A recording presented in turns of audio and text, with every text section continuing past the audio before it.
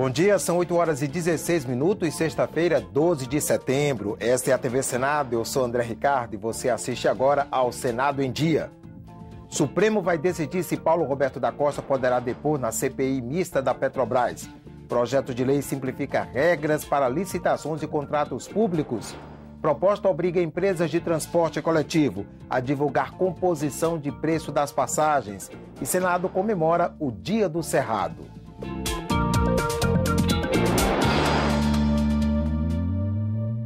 O Supremo Tribunal Federal é quem vai decidir se Paulo Roberto da Costa poderá depor na CPI mista da Petrobras. O presidente da comissão de inquérito, o senador Vital do Rego, encaminhou nesta quinta-feira o pedido de autorização ao ministro Teori Zavascki. O ex-diretor da Petrobras está preso no Paraná, acusado de participar de um esquema de desvio e lavagem de dinheiro em contratos da empresa.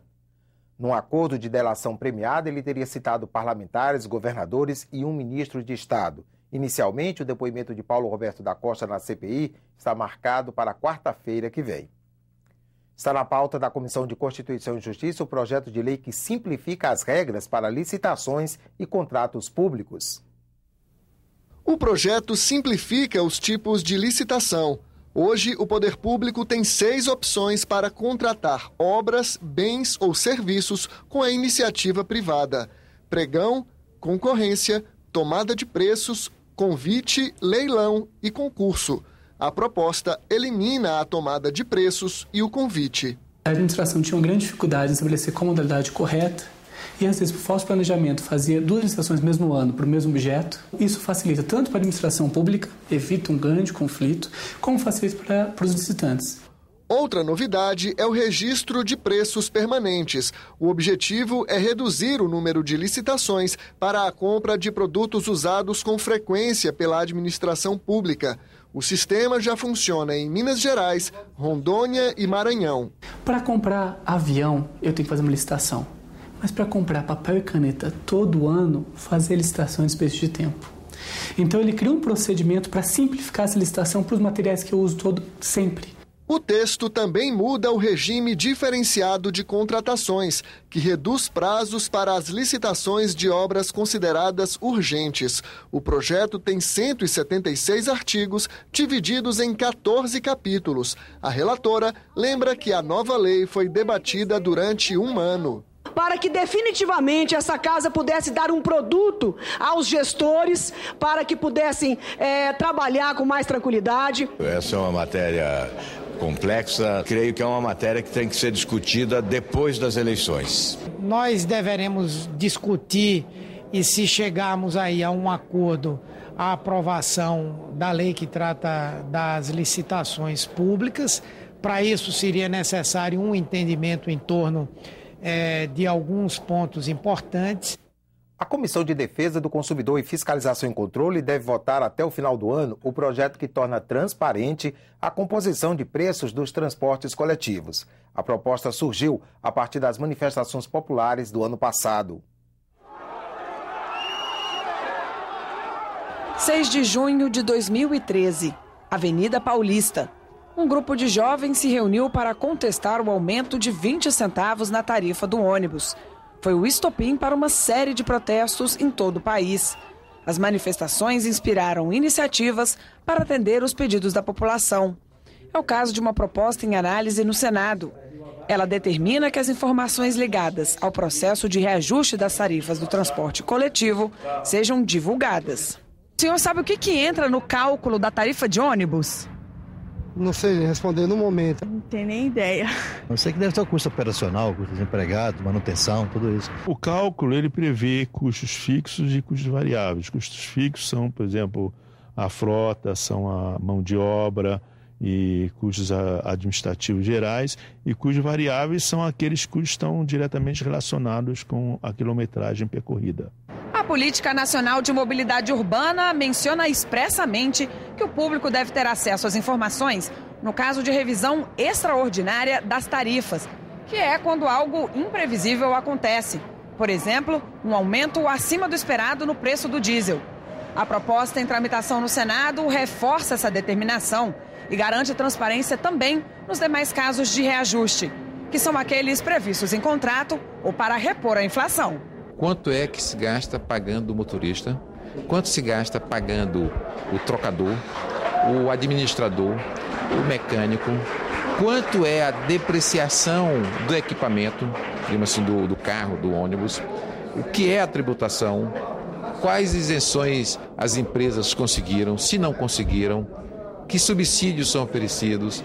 Como é que é feito o pagamento do Vale Transporte? Se o Vale Transporte é antecipado para as empresas, se não é antecipado, não onerará substantivamente o trabalhador brasileiro, que é o que mais precisa de transporte público. Eu acho absolutamente, digamos, inócuo, né, o poder público dizer quais são os custos do sistema. O público tem de saber qual é o serviço que ele está pagando, qual é o serviço que está sendo operado, se realmente o serviço que está sendo operado é aquilo que estava programado, e ele tem de saber realmente as regras do contrato. Apesar de as informações sobre as tarifas não serem públicas, o Tribunal de Contas da União tem fiscalizado os aumentos das passagens.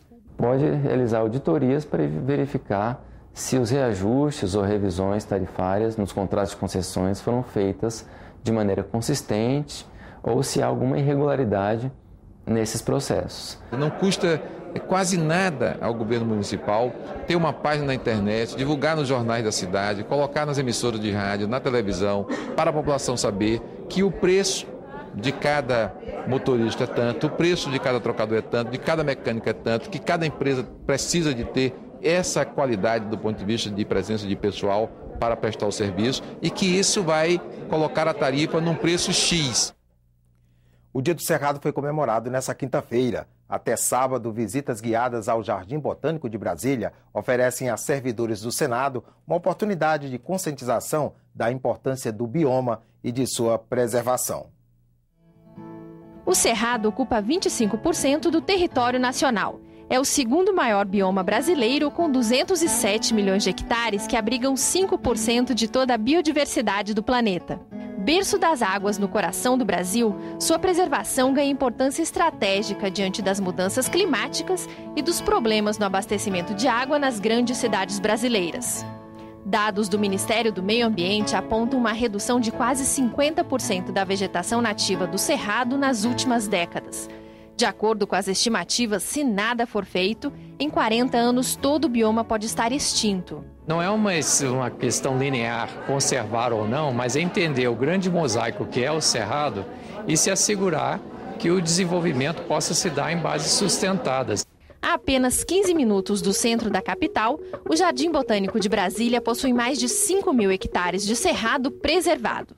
No espaço aberto à visitação, é possível encontrar plantas nativas e exóticas identificadas e uma trilha ecológica de 4.500 metros.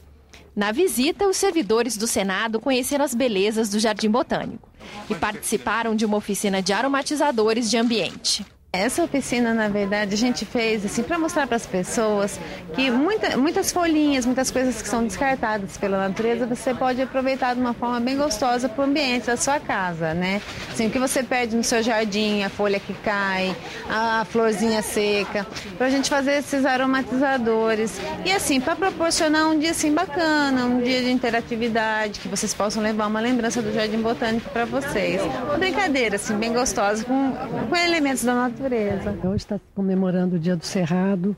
É um bioma que tem sido muito agredido por todos, né? Tem diminuído o tamanho dele.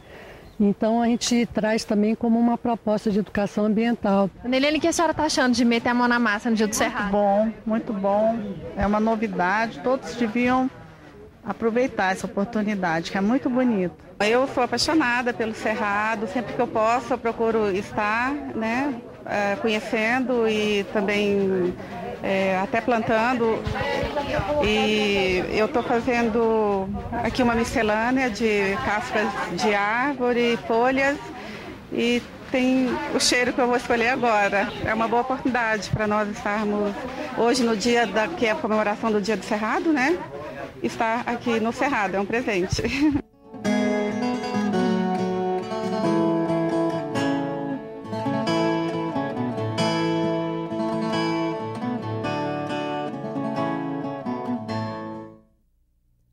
Tramitam no Congresso 5 propostas de emenda à Constituição para incluir o Cerrado e a Caatinga entre os biomas considerados patrimônio nacional. Essas PECs estão na Câmara dos Deputados, prontas para votação no plenário. Ficamos por aqui. Daqui a pouco, às 9 horas, você assiste à sessão plenária não deliberativa. Enquanto isso, fique com a nossa programação.